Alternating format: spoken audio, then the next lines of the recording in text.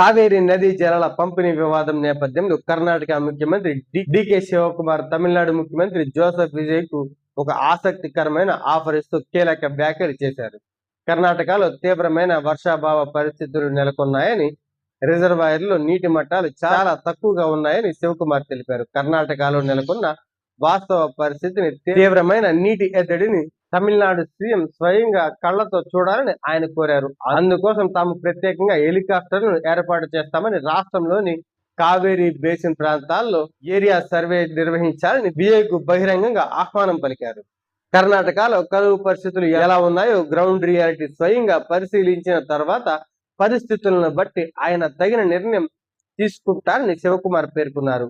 కర్ణాటక నుంచి తమిళనాడుకు రోజు 3,500 క్యూసెక్ల నీటిని విడుదల చేయాలని కావేరీ వాటర్ రెగ్యులేషన్ కమిటీ ఆదేశాలు జారీ చేసిన విషయం తెలిసిందే. తమ రాష్ట్రంలోనే సాగునీటి ఇబ్బందుల పరిస్థితులు ఉన్నప్పుడు నీటిని ఎలా విడుదల చేయగలమని కర్ణాటక ప్రభుత్వం వాదిస్తుంది.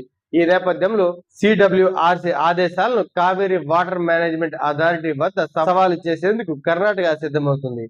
ఈ నదీ జలాల వివాదంపై చర్చించేందుకు తమిళనాడు సీఎం విజయ్ కర్ణాటకలో పర్యటించి చర్చలు జరపాలని ఆసక్తి చూపడం ఇరు రాష్ట్రాల ముఖ్యమంత్రుల మధ్య చర్చలు జరగనుండటం ప్రాధాన్యత సంతరించుకుంది.